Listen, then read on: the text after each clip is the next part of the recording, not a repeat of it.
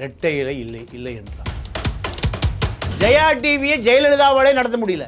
மோடியுடைய அப்பாவே நினைச்சாலும் இரட்டை இலையை ஒன்றும் பண்ண முடியாது. சொந்த தொகுதியை கட்டுப்பாட்டில் வைத்திருக்க முடியவில்லை. அப்போ இவர் எப்படி முதலமைச்சர் ஆக முடியும்? எல்லாருக்கும் ஊழல் இருக்கு. எடப்பாடி 1,00,000 கோடி முழுசாக அதை எடுத்து தேடி வச்சிருக்காரு. தங்கமணி, வேலுமணி, சி.வி. சண்முகம், நத்த விஸ்வநாதன், இது போன்ற நபர்களுக்கு இவர் ஒரு இரையாக போயிருக்கிறாரே தவிர இவரால் கோபி தொகுதி சட்டமன்ற உறுப்பினராக கூட இரட்டை இலையில் ஜெயிக்க முடியாது. செங்கோட்டையன் காசெல்லாம் பிஏட் தான் இருக்குது. பிஏட் இருக்கு. என்ன காரணம்னா, செங்கோட்டையன் ஒரு விஷயத்தில் ரொம்ப பலவீனமான நபர். சோக்காளி. அப்போ எல்லா கேமரா எடுத்து வச்சுருக்கான், படம் எடுத்து வச்சுருக்கான். செங்கோட்டையனை இயக்குகிறது யாருன்னு கேட்டிங்கன்னா வேலுமணியும் தங்கமணியும். 2 பேருமே பிஜேபியிட்ட மாட்டிக்கிட்டான். அதுதான் கரெக்டாக சொன்னேன். இதுதான் காரணம். ஏன்னா 1,00,000 கோடி வச்சுருக்காரு. குண்டு பொழுப்புக்கு 5,000 போட்டு திருடிட்டார். யார்? வேலுமணி.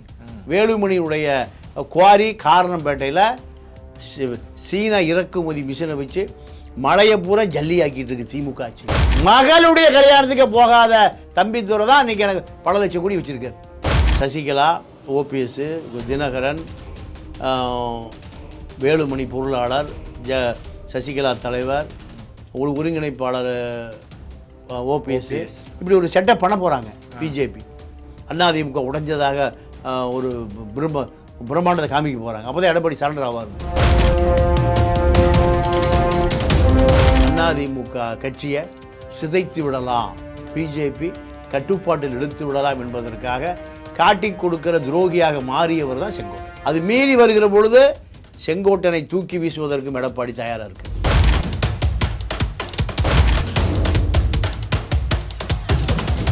பிரைம் 9 தமிழ் நேயர்கள் அனைவருக்கும் உங்கள் விஜயரக்ஸின் அன்பான வணக்கம். இன்றைய நேர்காணலில் நம்முடன் இணைந்திருப்பவர் மூத்த பத்திரிகையாளர் திரு பாண்டியன் அவர்கள். சார் வணக்கம். வணக்கம். அதிமுக உட்கட்சி விவகாரம் ஒவ்வொரு நாளும் சூடு பிடிச்சிட்டே போயிட்டு இருக்கு. இப்போ செங்கோட்டையன் முதலமைச்சர் அப்படின்ற அளவுக்கு வந்துருச்சு. செங்கோட்டையன் அவர்கள் முதலமைச்சர் பதவி அவங்கள மக்கள் ஏற்றுக்கிறவங்கள தாண்டி கட்சி நிர்வாகிகள் ஏற்றுக்கிறவாங்களா சார்? இல்லை, அவர் முதல்ல கோபி தொகுதி எம்எல்ஏ பதவியை ராஜினாமா செய்துவிட்டு மீண்டும் அவர் அங்கே எம்எல்ஏவை ஆக முடியாது. இரட்டை இலை இல்லை என்றார். இதுதான் இன்றைய நிலை, அவருடைய நிலை. அவரோடு தொடர்ந்து பயணித்த பல பேர் திமுகவுக்கு போய்விட்டார்கள். சிந்து ரவிச்சந்திரன், அவருடைய சொந்த அண்ணன் மகன் செல்வம், தூக்கநாயக்கம்பாளையம் ஒன்றிய செயலாளர், ஈரோடு மாவட்ட ஒன்றிய கவுன்சில் தலைவர், இப்படி பல பேர் திமுக போயிட்டாங்க. 2 பிஏக்கள் அவருக்கு. 2 பிஏக்களுமே ஆளுக்கு 500 கோடி வச்சுருக்கான். இந்த 500 கோடியை கூட அவரால் கைப்பற்ற முடியாமல் இப்போ அவர் செலவுக்கு பணம் இல்லைன்னு இப்போ சமீபத்தில் ஒரு 5 கோடி ரூபாய்க்கு ஒரு இடத்த விற்று செலவு பண்ணுறார். 2 பிஏக்களிடமே அவர் மாட்டிக்கொண்டார். அவர் பிளாக்மெயில் பண்ணுறாங்க. இப்போ எழில்னு ஒருத்தர் இருக்கார், அவருடைய பிஏவாக இருந்து இப்போ ஜாயின்ட் டைரக்டராக இருந்து ஓய்வு பெற்றார். தினகரன் வீட்டுக்கு பக்கத்திலேயே அடையாறில் 25 கோடி ரூபாய்க்கு வீடு வாங்குறார். இதெல்லாம் யாருடைய பணம்? செங்கோட்டையனுடைய பணம். ஆனால் செங்கோட்டையன் இத்தனை பேரிடமும் பணத்தை கொடுத்து வைத்து அதை திருப்பி ரெக்கவர் பண்ண முடியாமல் முழிச்சிட்ருக்கார். அப்போ இவருக்கு நீங்கள் 91, 96 காலத்தில் ஜெயலலிதாவுக்கு இவர் தான் அனைத்துமே ரைட் ஹேண்ட் மாதிரி. எம்ஜிஆர் காலத்தில் இவர் கோபி தொகுதி சட்டமன்ற உறுப்பினர். இப்படி நீண்ட காலம் இருந்த இவர் சொந்த தொகுதியை கட்டுப்பாட்டில் வைத்திருக்க முடியவில்லை. அப்போ இவர் எப்படி முதலமைச்சர் ஆக முடியும்? பிஜேபியினுடைய தூண்டுதலினால் வேலுமணி, இந்த பக்கம் தங்கமணி, 2 பேரும் இவருக்கு நெருங்கிய உறவுக்காரர்கள். வரவு செலவு பணம் கொடுக்கல் வாங்கலாம் யார் கொடுக்குறா? தங்கமணி தான். இப்போ வேலுமணி பணம் கொடுக்குறாரு. இப்போ 2 கோடி ரூபா கொடுத்துருக்காரு. இதற்காக நான் 78 வயசு, இப்போ அவருக்கு 76 வயசு, அரசியலிருந்து ஓய்வு பெற போகிறார். இந்த நேரத்தில் எடப்பாடிக்கு ஒரு இடையூறு செய்தால் தங்கமணி, வேலுமணி, சி.வி. சண்முகம், நத்த விஸ்வநாதன், இது போன்ற நபர்களுக்கு இவர் ஒரு இரையாக போயிருக்கிறாரே தவிர இவரால் கோபி தொகுதி சட்டமன்ற உறுப்பினராக கூட இரட்டை இலையில் ஜெயிக்க முடியாது. ஜெயிக்க முடியாது. அந்த நிலைமைக்கு தள்ளப்பட்ட. ஆமாம்மா. வேற இவருக்கு பிஜேபியினுடைய தூதுவராக செயல்படுகிறார், கட்சியை அழிக்க நினைக்கிறார், துரோகி, இந்த செய்தியில் தொண்டங்கிட்ட போய் சேர்ந்துருச்சு. அப்படி போய் சேர்ந்த பிறகு இவர் எப்படி முதலமைச்சராக முடியும்? அதிமுகவில் நீங்கள் மிகப்பெரிய செல்வாக்கு பெற்ற நபர் ஒரு காலத்தில் இருந்தார். இந்த நபர் அதிமுகவை உடைக்க முயற்சிக்கிறாருங்கிற செய்தி அதிமுக அதிருப்தியாளர்களால். எப்படி அதிருப்தியாளர்கள்னால், இந்த அதிருப்தியாளர் எப்போ உருவானாங்கன்னா, நீங்கள் ஜெயலலிதா இருந்த காலத்தில் 91 96 அந்த காலகட்டத்தில் குடிகட்டி பறந்தாங்க. 96 ஜெயலலிதா தோற்று போய் திமுக ஆட்சிக்கு வந்துச்சு.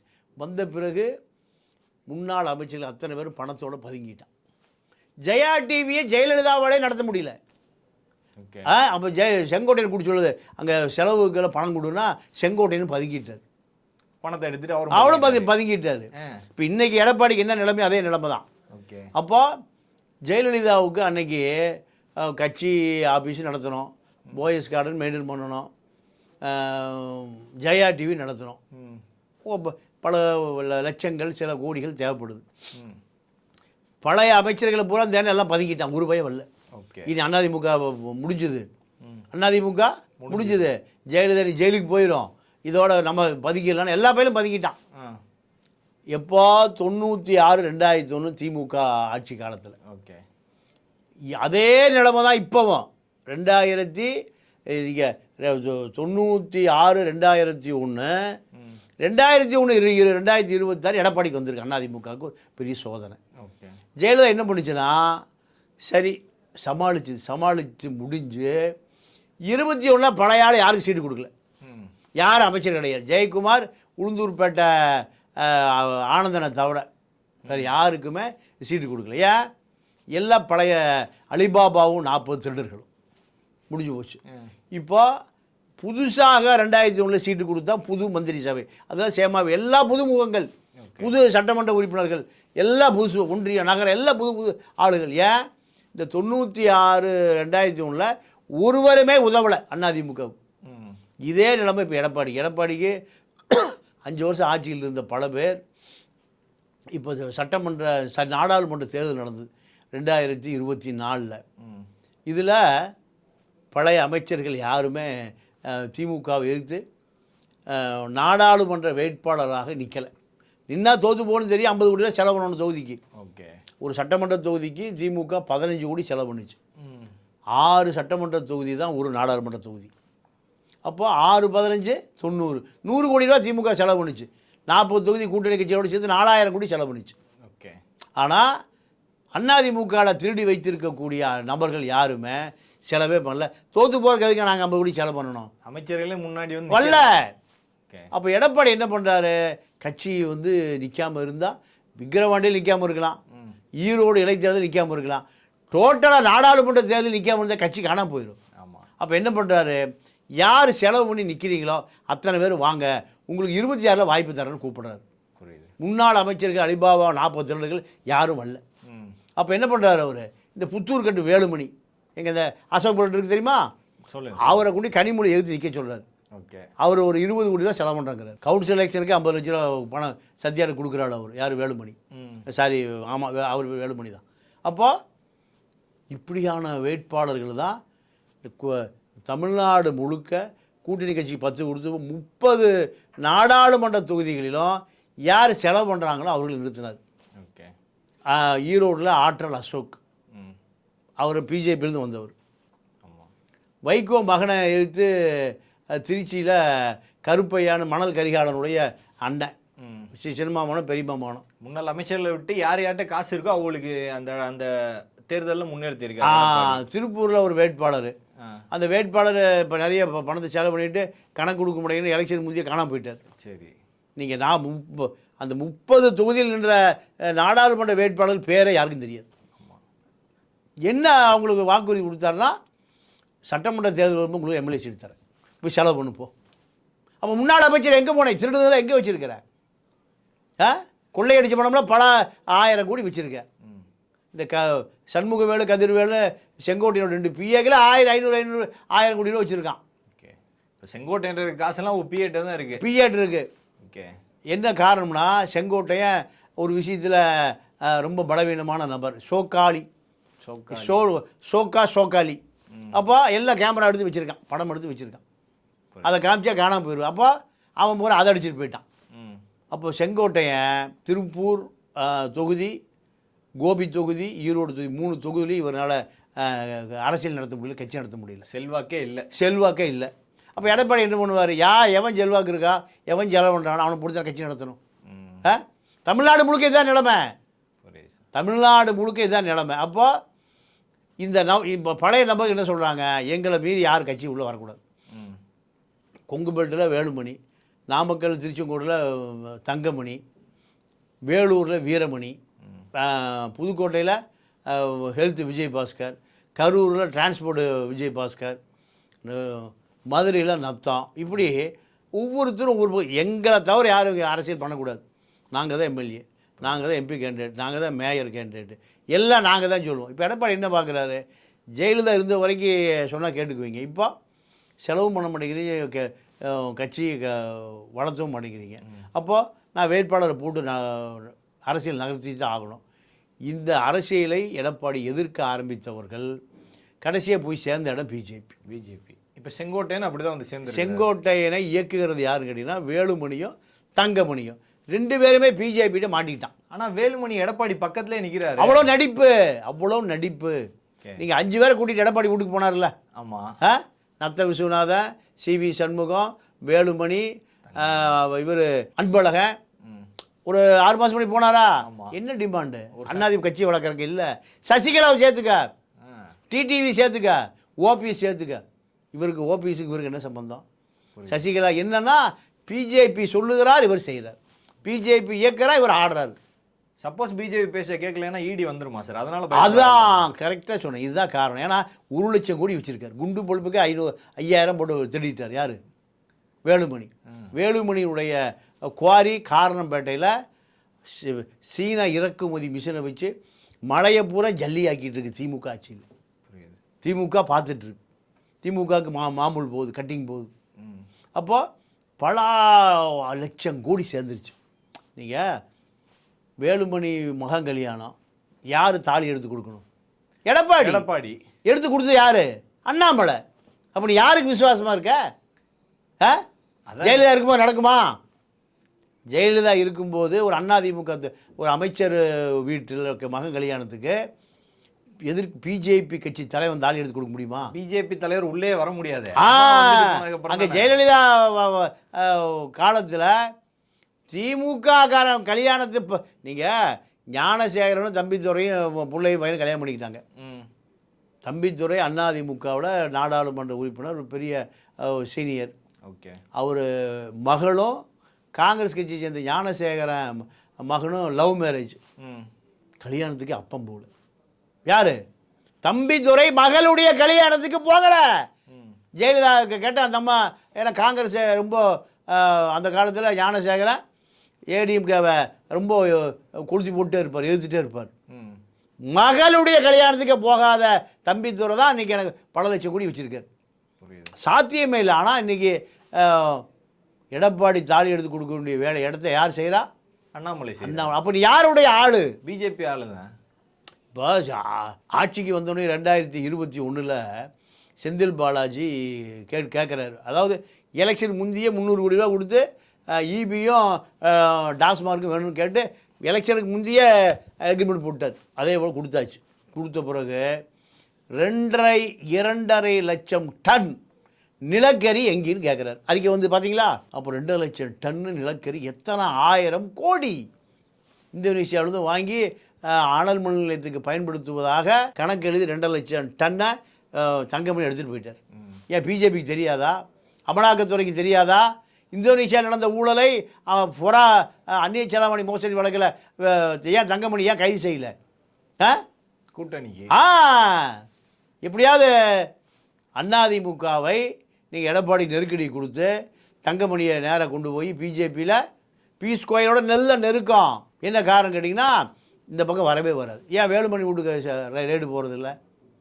அவர் தான் கூட்டணி ஒத்துக்கிட்டார். அப்போ கூட்டணிக்கு ஒத்துக்கொண்டால் அதிமுகவுக்கு வருகிற முஸ்லீம் வாக்கு, கிறித்துவ வாக்கு, படித்த தலித்து வாக்கு அப்படியே திமுக பக்கம் போயிடும். எடப்பாடி என்ன நினைக்கிறாருன்னா 2021 திமுக ஜெயிச்சது காரணம் 20% ஓட்டு, முஸ்லீம் ஓட்டு, கிறித்துவ ஓட்டு, தலித் இன்டலெக்சுவல், படித்த தலித்.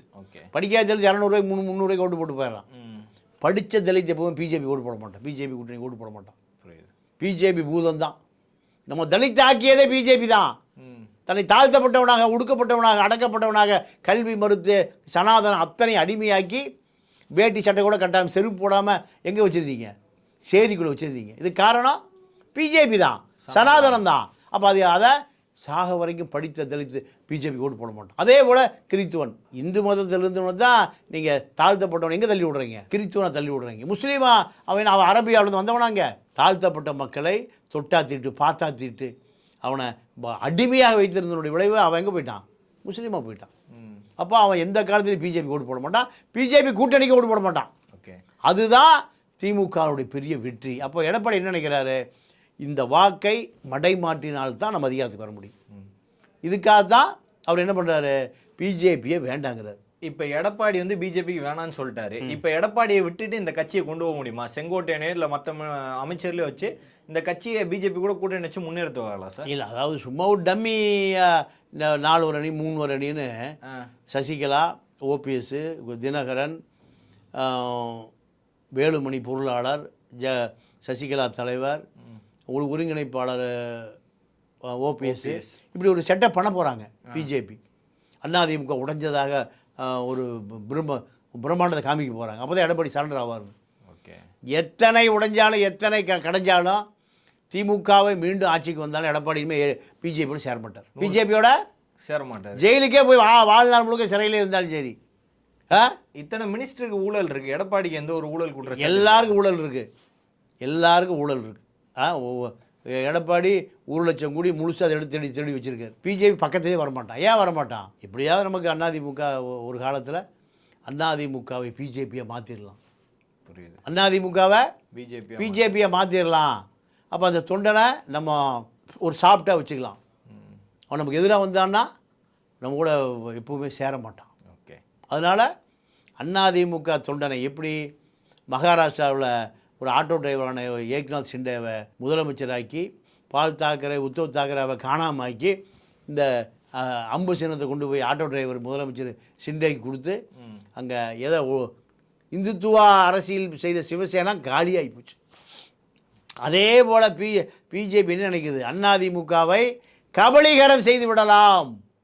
இதுக்கு எடப்பாடி இடைஞ்சலாக இருக்கார். எடப்பாடியை தூக்கிட்டா இவங்க ஆளுங்களை ஸோ நீங்கள் ஓபிஎஸ் மோடி காலை பார்த்தா விழுந்துருவார்.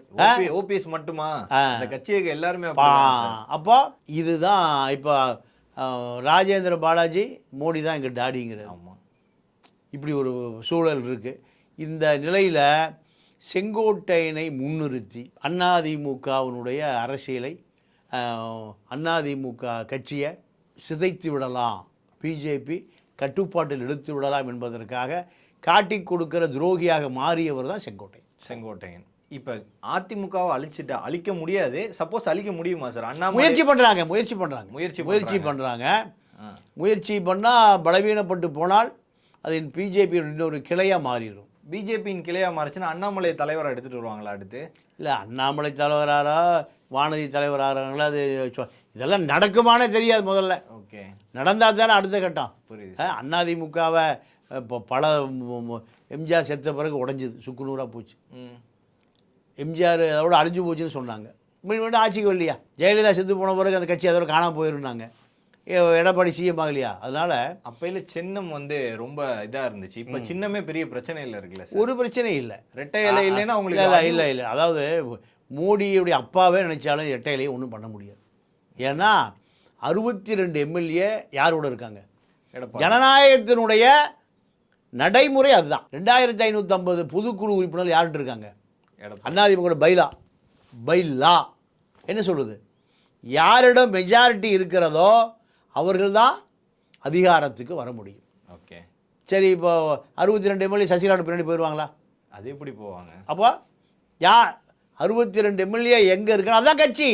புரியுது சார். நீங்கள் ஓபிஎஸ் போய் கடப்பாறையோடு போட்டு அதிமுக ஆஃபீஸை உடைச்சார், உடைச்சி எல்லாத்தையும் எடுத்துகிட்டு போனார், பூட்டி கோர்ட்டுக்கு போயிடுச்சு சாவி, நீதிமன்றம் கேட்டுது. சரி எடப்பாடி வா, ஓபிஎஸ் வா, உங்கள்கிட்ட எவ்வளோ எம்எல்ஏ இருக்கான், உங்கள்கிட்ட எவ்வளோ எம்எல்ஏ, உங்கள்கிட்ட எவ்வளோ பொதுக்குழு உறுப்பினர், உங்கள்கிட்ட எவ்வளோ பொதுக்குழு உறுப்பினர், உங்கள்கிட்ட எவ்வளோ செயற்குழு மீதி செயற்குழு எல்லாம் எடுத்துகிட்டு வா. ஓபிஎஸ்ஸால் போக முடியல.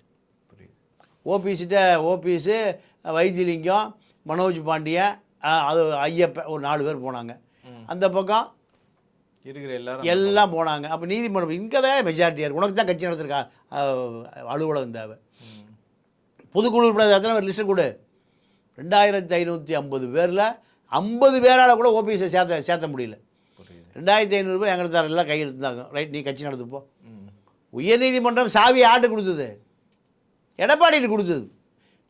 தேர்தல் ஆணையமும் அப்படி தான் பண்ணும். ஓகே, இல்லை ஒரு 4 எம்எல்ஏ இருக்கிறவங்கள்ட்ட போய் இந்த நீ ரெட்டையில வச்சு கொடுக்குமா? இது ஜனநாயக நாடா? முடியாது. அப்போ அதுதான் எங்கு வேண்டுமானாலும் போகலாம். ஆனால் ஜனநாயகம் என்று ஒன்று இருந்தால் கட்சி ஆட்சி ரெட்டையில் எல்லாம் பெரும்பான்மை சட்டமன்ற உறுப்பினர்களோ பெரும்பான்மை பொதுக்குழு உறுப்பினர்களோ யாரிடம் இருக்கிறார் அவர்கள்ட்ட தான் ரெட்டையிலையும் கட்சியும் ஆட்சியும் பொதுச் செயலாளரும் போகும். ஓகே, இறுதியாக ஒன்று இந்த ஏடிஎம்கே உட்கட்சி விவகாரத்தை பற்றி இவ்வளோ பண்ணுற செங்கோட்டையனை எதிர்த்து ஓப்பனாக ஏன் யாராலையும் பேச முடியல? எடப்பாடியாரால் கூட எதிர்த்து செங்கோட்டையனை எதிர்த்து பேச முடியல, எந்த ஒரு கேள்வியும் கேட்க முடியலையே, அது ஏன்ற ஒரு கேள்விக்குறி வருது இல்லை? இல்லை அதாவது இப்போது அதுக்கு முன்னுதாரணமாக எடப்பாடி என்ன பண்ணுறாருன்னா, இப்போ செங்கோட்டையனை பேசுனா அடுத்து யாரை பேசணும்? இதே மாதிரி செந்தில் பாலாஜியை பேசணும், ராஜேந்திர பாலாஜியை பேசணும், அதே போல் சிவி சண்முகத்தை பேசணும், அன்பழகனை பேசணும். ஏன்னா சசிகலா வேணும்னு வந்த ஆட்கள் இவங்கெல்லாம். புரியுது. நத்த விஸ்வநாதனை பேசணும். அதனால் பேசாமையே விட்டுட்டா அப்படியே பிரச்சனை. அது மீறி வருகிற பொழுது செங்கோட்டனை தூக்கி வீசுவதற்கும் எடப்பாடி தயாராக இருக்கு. ஓகே, கட்சியிலிருந்து தூக்கி வீசுவதற்கு. இப்போ ஓபிஎஸ் நிலைமை என்ன? அவ்வளோதான், முடிஞ்சது. ஓபிஎஸ் அதிமுக ரெட்டையில வர முடியுமா? முடியாது. ஓரமாக உட்காந்துக்க இப்போ கெஞ்சுறாரு, நடுவில் உட்கார, எங்கே உட்கார? ஓரமாக உட்காந்துக்கிறன்னு கெஞ்சுறாரு. அந்த காலமெல்லாம் கடந்து போயிடுச்சுட்டார் எடப்பாடி. இதுதான் நிலைமை. அதிமுக ஒன்றாக இருக்கும் வரை தான் அது அதிமுக. அதிமுகவிலிருந்து ஒருவன் வெளியேறினால் ஜெயலலிதா தான் சொல்லு, பிடிச்சி வச்சா பிள்ளையார் எல்லாம் கும்பிடுவான், வலுச்செறிந்தா அது சாணி, அதுக்கு குப்பைக்கு போயிடும். இதுதான் அதிமுகவினுடைய அரசியல் சட்டம். அதை தான் எடப்பாடி இப்போ பார்க்குறாரு. ஒன்றாக இருந்தால் 24 ஆட்சிக்கு வருவதற்கு முயற்சி பண்ணலாம். நீங்கள் கூட்டத்தை கலைத்தால், சங்கத்தை கலைத்தால் இழப்பு எல்லாருக்கும் தான். இதனால தான் அவர் அமைதியாக இருக்கார். ஓகே, ஸோ அதிமுக உட்கட்சி விவகாரம் பற்றிய பல்வேறு கேள்விகளுக்கு பதிலளித்தமைக்கு மிக்க நன்றி சார். நன்றி, வணக்கம்.